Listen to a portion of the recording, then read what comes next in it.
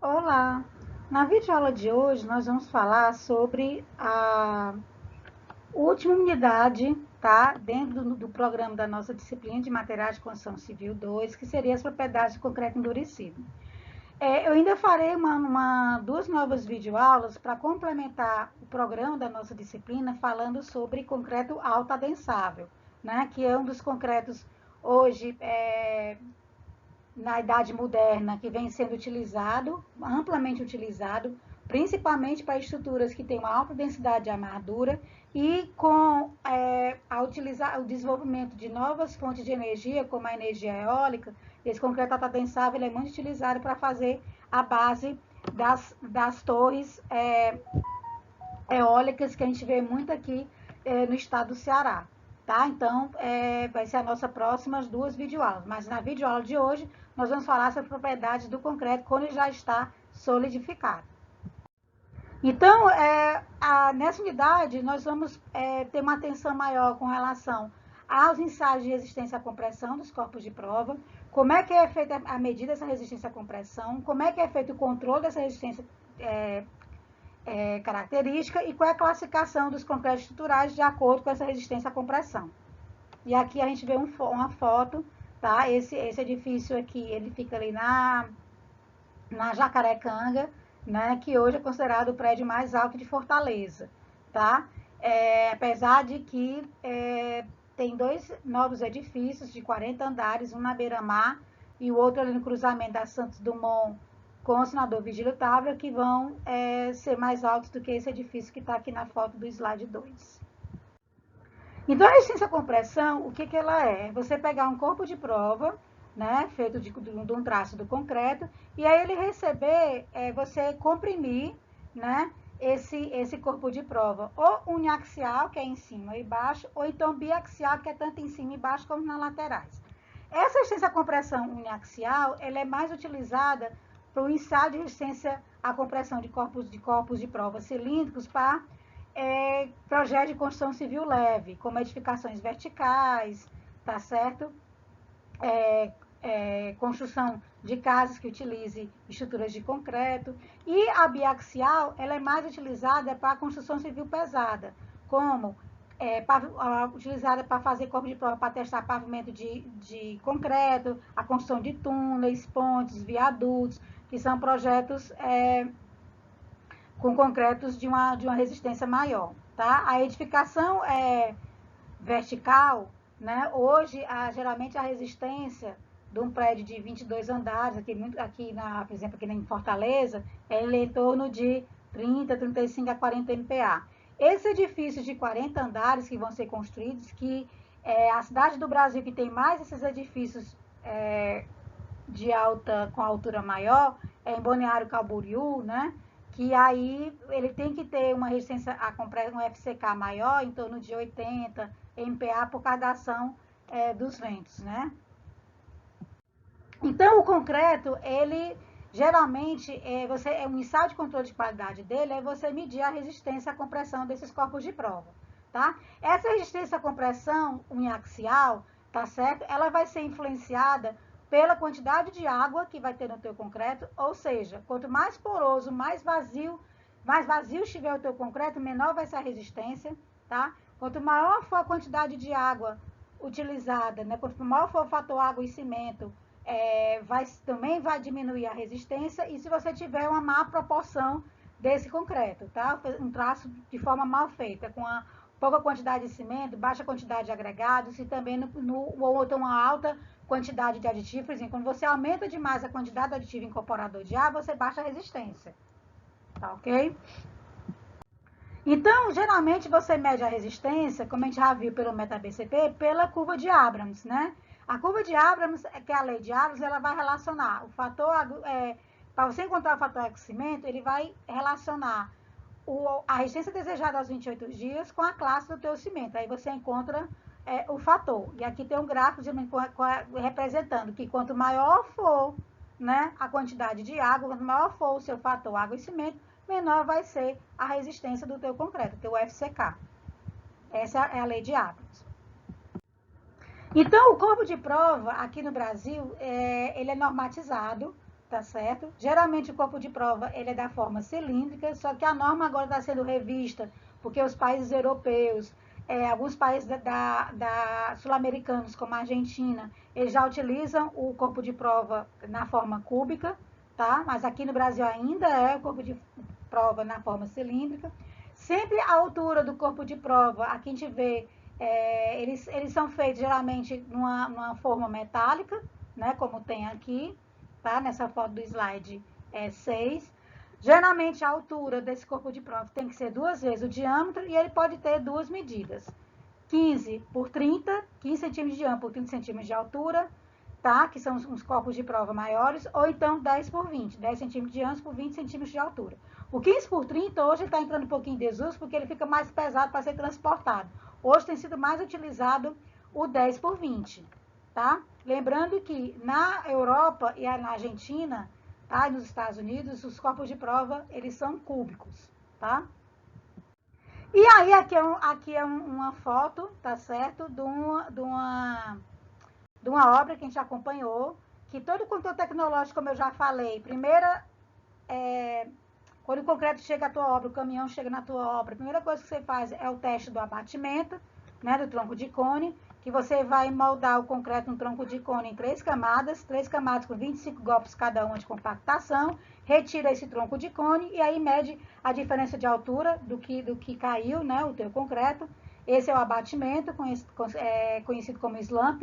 Geralmente ele é dentro do intervalo, o convencional é 10 mais ou menos 2, ou seja, entre 8 a 12 centímetros, mas tem slumps maiores quando você tem que trabalhar com concretos que têm uma alta densidade de armadura.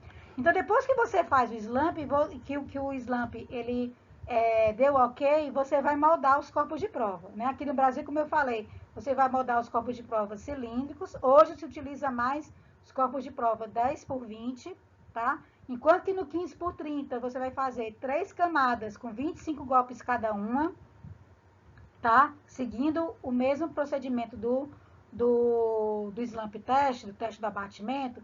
Nos corpos de prova, independente do slump, tá? Corpo de prova 15 por 30, 3 camadas de 25 golpes cada uma, tomando cuidado para não compactar primeiro sem encostar na base metade, depois compactar a segunda sem a haste ultrapassar para a primeira, e na terceira, compacta a terceira camada sem ultrapassar para a segunda e para a primeira, tá? Independente do slump. Agora, quando você trabalha com corpo de prova 10 por 20, que está aqui na foto, né, nessa ilustração, se o slump for até 16 centímetros, 2 camadas, 12 golpes cada uma, e se o slump for acima de 16, uma camada de 12 golpes. Esses corpos de prova, eles são identificados com etiqueta, como está aqui na mão do laboratorista. Essa etiqueta tem que dizer a data da moldagem, tem que dizer o nome da obra, tem que identificar o caminhão, tá certo? A data de ruptura, tem que estar lá, né? A data de ruptura. E também, por que tem que identificar o caminhão? Porque quando você vai fazer o mapeamento da concretagem, de uma laje grande, por exemplo, ele vai mapear por cores e cada cor representa um caminhão diferente. Aí, se tiver algum problema no rompimento desses corpos de prova, a gente vai saber em que local da tua estrutura está o problema na tua resistência, tá? Então, tem que ser devidamente identificado com essa etiqueta. E aí, eles são rompidos numa prensa hidráulica, tá certo? Né? A Unifor, ela tem uma prensa hidráulica que ela tem... A nossa prensa hidráulica é de até... Agora me falhou a memória, tá? Mas a maior prensa hidráulica se situa-se na Universidade Federal de São Carlos, tá certo? No interior do estado de São Paulo, que ela pode ter até 500 toneladas, tá certo? Se eu não me engano, a da Unifor é 200 toneladas, tá? A prensa hidráulica. E aí, quais são os dias de rompimentos, tá certo? Geralmente, corpos 15 por 30, você molda 3 corpos de prova, vai romper o primeiro aos 7 dias, que tem que dar 70% da resistência, e os outros 2 você vai moldar aos 28 dias, dando 100% do FCK, tá? Quando você tem 4 corpos de prova, que é o 10 por 20, 10 por 20 tem que ser no mínimo 4 corpos de prova. O primeiro rompimento vai acontecer com 7 dias, e os outros 3 corpos de prova você vai romper aos 28 dias, tá? Você vai romper com 7 e 28 só se com 7 dias, a resistência der 70% da resistência de projeto. Se não der, aí você vai ter que romper esses 3 corpos de prova, se for 10 por 20, um aos 14 dias, para ver se recuperou. Caso tenha recuperado, os outros 2 você rompe aos 28 dias. Se com 14 dias não tiver recuperado a resistência, vai romper aos 21 dias, tá? E depois aos 28 dias, tá? Quando você tem estruturas que você precisa de uma desforma rápida, que você vai utilizar um método de cura, por exemplo, com água morna ou água em ebulição, um método de cura acelerado, você vai romper, porque em casos de você trabalhar com pré-moldados, né? Trabalhar também em climas frios, que você precisa fazer a desforma rápida, você pode fazer o rompimento também aos 3 dias, tá? Então, qual é a idade de rompimento dos corpos de prova? Pode ser 3, 7, 14, 21 e 28 dias para construção civil convencional, construção civil leve, tá? Para pré-moldado, geralmente você rompe após algumas horas. Se você, por exemplo, usar o método de ebulição, de água de ebulição, você vai colocar o corpo de prova em água fervente durante 24 horas, tira e depois de 3 a 5 horas você já pode romper, tá certo? Que fábrica de pré-moldados. Agora, em barragens, que é um projeto de construção civil pesada, construção civil pesada, geralmente, ao invés de ter 4 corpos de prova, você vai trabalhar com 6 a 8 corpos de prova, porque você vai ter que fazer o rompimento aos 60 dias e aos 90 dias, ok? Então, quando o seu corpo de prova, né, que você rompeu na prensa, deu algum problema de resistência, você tem que fazer a contraprova, tá? E a contraprova, geralmente, você faz através de extraindo um pequeno corpo de prova dentro da tua estrutura. Aqui é que a gente chama de testemunhos do concreto, que é um ensaio destrutivo, tá? Você pega uma broca de diamante, como é na primeira figura, tá? Do slide 10. Essa broca de diamante, ela tira um corpo de prova, como está aqui na segunda figura, e aqui são diferentes tamanhos de corpo de prova, tá? Esses corpos de prova, eles são rompidos, né, para verificar se a tua estrutura teve a capacidade de recuperar a resistência de projeto. Se não tiver recuperado, aí tem que conversar com o calculista para saber se vai fazer uma recuperação estrutural, fazendo uma nova amarração com a nova armadura e concretar de novo, ou senão vai ter que destruir a peça e fazer uma nova peça e concretar novamente. Pode também, em vez de ter um ensaio destrutivo, você também pode trabalhar com ensaios não destrutivos, que é a esclerometria, que a gente viu, que é no esclerômetro, né, que a gente viu na unidade de propriedades do concreto fresco. Então, quais são os fatores que influenciam essa medida de resistência? Primeiro, a velocidade de carregamento. Quando você aumenta a velocidade de carregamento, você tem um acréscimo nos valores obtidos, tá certo? Ou seja, a resistência ela vai ser maior. Quanto mais lento for esse processo de carregamento, menor o valor da resistência. Quando for mais lento o processo de mistura, transporte, lançamento, adensamento, menor o valor da resistência. Isso quer dizer velocidade de carregamento. As dimensões do corpo de prova também vão influenciar. Sempre a altura tem que ser 2 vezes o diâmetro e essa altura não pode ultrapassar 60 centímetros. E quanto maior for essa relação altura e diâmetro, a resistência ela tende a ser menor. O controle da resistência, dessa resistência de rompimento, né, dessa resistência característica, ela acontece de acordo com esse rompimento desse corpo de prova. Tem que se tomar alguns cuidados com a moldagem desses rompimentos. Desses corpos de prova, eles têm que ser moldados da mesma forma. Não pode ser moldados por pessoas diferentes, tem que ser a mesma pessoa que fez o slump test, é a mesma pessoa que vai fazer, tá? A moldagem do corpo de prova. Eles têm que ter o mesmo processo de cura e eles têm que ser ensaiados aos 7 dias e outros 3 corpos aos 28 dias, tá? Quando o teu slump, aí eu vou citar aqui um exemplo de um caso que pode acontecer, chegou o caminhão, você vai fazer o slump tem que dar entre 8 e 12, por acaso o teu slump deu 6 centímetros. Você aceita esse concreto? Primeiro você vai observar a hora que o teu caminhão chegou, tá? Se o teu caminhão chegou naquele prazo de 3 horas, chegou, por exemplo, no prazo de 2 horas, né? Tá aceito pela norma.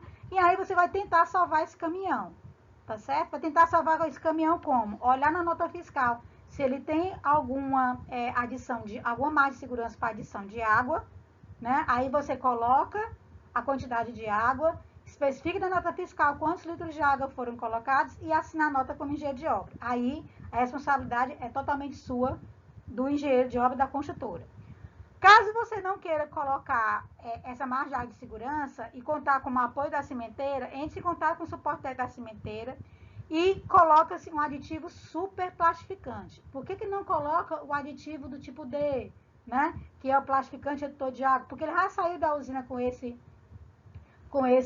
aditivo. Então, se você colocar esse aditivo de novo, não vai fazer efeito nenhum. Então, tem que colocar um redutor de água de alta eficiência, que é o superplastificante, que aí tende a voltar a trabalhabilidade, tá?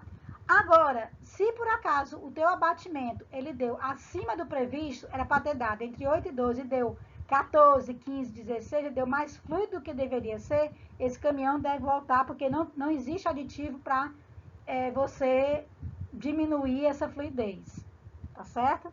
Então, tem esse cuidado também, antes de você mudar os corpos de prova, tem que se observar esses cuidados com o slump, tá? E se o caminhão chegar com 3 horas ou mais de 3 horas, deve-se recusar o caminhão e esperar um novo caminhão sendo mandado pela concreteira. Então, na prática, esses valores que ele diz que os valores de rompimento, eles devem ser mais idênticos, né, no rompimento aos 28 dias, isso não acontece, os resultados, eles são diferentes, mas tem que ser próximos entre si, e sempre você pega o maior valor obtido no ensaio de rompimento. Então, geralmente, o FCK, ele segue uma distribuição normal, tá certo? O FCK, ele vai ser aquela resistência que tem 5% de probabilidade de não ser superada quando se toma uma série de medidas no lote do concreto, tá certo? O teu FCK, essa aqui é a curva de Gauss, né? Para resistência à compressão, tá certo? E lembrando que o FCK, ele segue a lei de Abrams, né? Quanto maior for o fator aquecimento, a maior quantidade de água, menor vai ser o teu FCK, a tua resistência, tá? Então, o FCK, ele vai ser o quê? Vai ser o FC 28, resistência zerada 28 dias, menos 1,65 vezes o desvio padrão, tá? Lembrando que pela meta BCP, a resistência aos 28 dias vai ser o FCK mais 1,65 vezes o desvio padrão, que varia de acordo com a condição do projeto. Então, o FCK de projeto é essa resistência aos 28 dias menos esse coeficiente de segurança, que é 1,5 vezes o desvio padrão. Esse desvio padrão depende da condição do concreto. Pode ser a condição A, que é 4 MPa, condição B, que é 5,5 MPa, e condição C, que é 7 MPa. Tá? Então, de acordo com a norma 12655 da ABNT, tá certo? A condição A, o cimento é medido em massa, os agregados também são medidos em massa, e a água, ela é medida em função da dosagem do teu cimento e dos teus agregados, que ela pode ser corrigida de acordo com a umidade dos teus agregados, o agregado mil principalmente, desvio padrão 4 MPa. Condição B, desvio padrão 5,5 MPa, cimento em massa e outros materiais em volume. E a condição C, 7 MPa, semelhante à condição B, só que a umidade dos agregados, para a correção da quantidade de água, ela é apenas uma estimativa, tá? Desvio 7 MPa na condição C. Então, o FC 28, né, pela norma 2655, que é a resistência geral aos 28 dias, já com coeficiente de segurança, que a gente utilizou para dosar pelo meta-BCP, ele vai ser o FCK de projeto mais 1,5 vezes o desvio padrão, tá? Se você tiver um FCK, então vai ser o FC 28 da condição A, vai ser o FCK mais 1,5 vezes 4, que vai dar 6,6 MPa. O FC 28 com concreto de condição B vai ser o FCK mais 1,5 vezes 5,5, que dá 9,1 MPa. E o FC 28 na condição C vai ser o FCK de projeto mais 1,65 vezes 7, que dá 11,5 MPa. Então, se você tiver um concreto que tem um FCK de 20 MPa, na condição A, a resistência desejada aos 28 dias é 26,6 MPa, e com a condição B, para desvio padrão de 5,5 MPa, a resistência aos 28 dias desejada é 29,1 MPa. tá? Então, o concreto, de acordo com a norma 8953, ele tem umas tabelas de classificação de acordo com a resistência, tá? Resistência característica à compressão do corpo cilíndrico e corpo de prova. Ele pode variar do C10 até o C80. C10, a resistência à compressão de 10 MPa, C15, 15 MPa, por exemplo, C35 é 35 MPa, se for o C50, 50 MPa, que faz parte do grupo 1 de resistência. O grupo 2 é aqueles que a resistência à compressão varia entre 55 a 80 MPa. Então, tem o C55, que é 55 MPa, tem o C60, que é 60 MPa, tem o C70, que é 70 MPa, e tem o C80, que é 80 MPa. Essa norma 8953, ela hoje está sendo revista para considerar os concretos de ultra alta desempenho, que é aqueles concretos de acima de 120 MPa, que vai ser a tabela número 3, que vai ser o grupo 3 de resistência, tá? 120, 130, 140 MPa, tá? Então, a aula de hoje, né, tem essas referências, sempre a gente segue o livro do Bauer, volume 1, e também o livro do Ibracon. Nossas próximas videoaulas vai ser só material complementar, apresentando propriedades do concreto endurecido. Aliás, concreto alta densar, propriedades do concreto endurecido foi o que a gente apresentou hoje. Então, a nossa próxima videoaula vai ser concreto alta densar, que eu vou dividir em duas partes.